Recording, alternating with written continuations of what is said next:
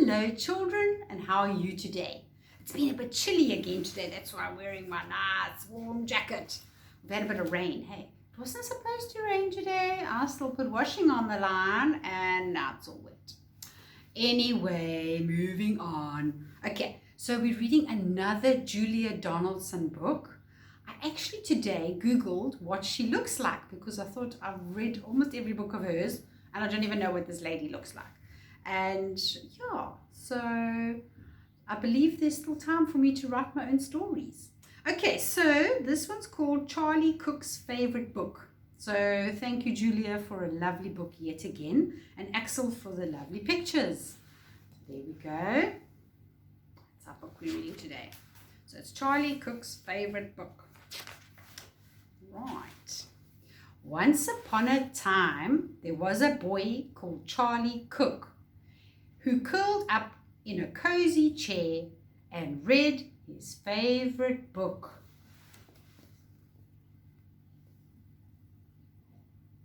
Can you see him then in his chair reading his favorite book? His mommy looks like she's in the kitchen doing the dishes or something, and there's a cat peeping around the corner. You see the little cat peeping? And the little dog by his feet and sitting with his teddy bear, and he's got another teddy bear on the floor. I always look at the whole environment around the subject. Okay, so this is the book he's reading. Hey? He's reading a book about a leaky pirate ship which very nearly sank, and a pirate chief who got the blame and had to walk the plank. The chief swam to an island and went digging with his hook. At last he found a treasure chest, and in it was a book. So this is the book that he's reading. Ooh, I like pirate books. So in the book, in the treasure chest, there was a book, and the book was about a girl called Goldilocks and 3 indignant bears who cried, "Who's had our porridge? Who's been sitting on our chairs?" They went into the bedroom and Baby Bear said, "Look, she's in my bed, and what's more, she's got my favorite book." So you know the story about Goldilocks and the 3 bears. So this is the book that was in the treasure chest, okay? Now the little bear says, "She's got my favorite book," which was about Sir Percy Pilkington, a bold and fearless knight, who told the dragon, "Wait, I'm not quite ready for the fight. You must first hear this one first." And then his armor clanked and shook. Ho, ho, ho, he, he, as he read aloud a joke he had found inside his favorite book. So, this was the book that Goldilocks had. This was the book that Goldilocks was reading about a knight. And the knight was telling jokes from his book which made the dinosaur laugh. He was going, ho, ho, he, he. Do you like joke books? Okay, so now this is the joke book that the knight was reading. About Rowena Redalot, a very well-read frog who jumped upon a lily pad and jumped upon a log. Then jumped into the library, which stood inside the brook. The brook is a little stream, and went, "Read it, read it, read it," as she jumped upon a book.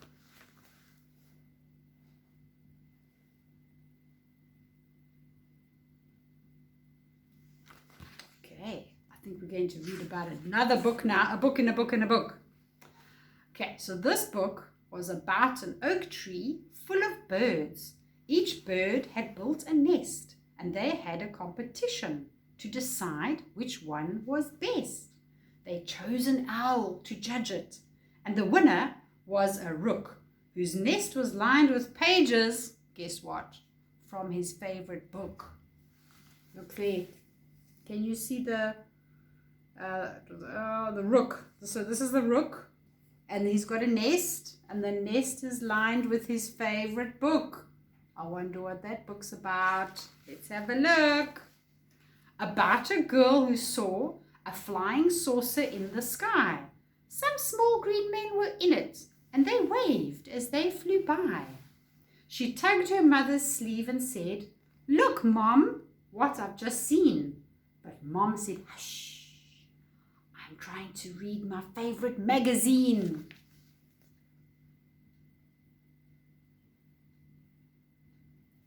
Okay, what's her magazine about? About a wicked jewel thief who stole the king's best crown, but then got stuck behind some sheep, which slowed his car right down. The king dialed 999, and soon the cops had caught the crook and flung him into prison, where he read his favorite book.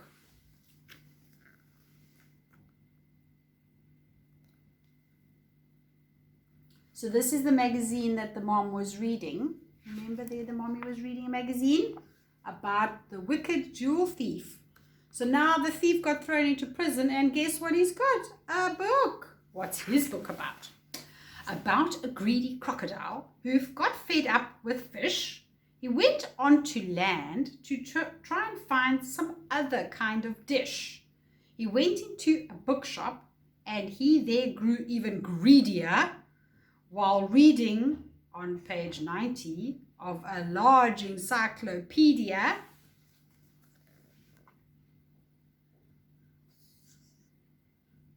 Can you see the crocodile has now ended up at the library? Okay. It says prison library, do not damage.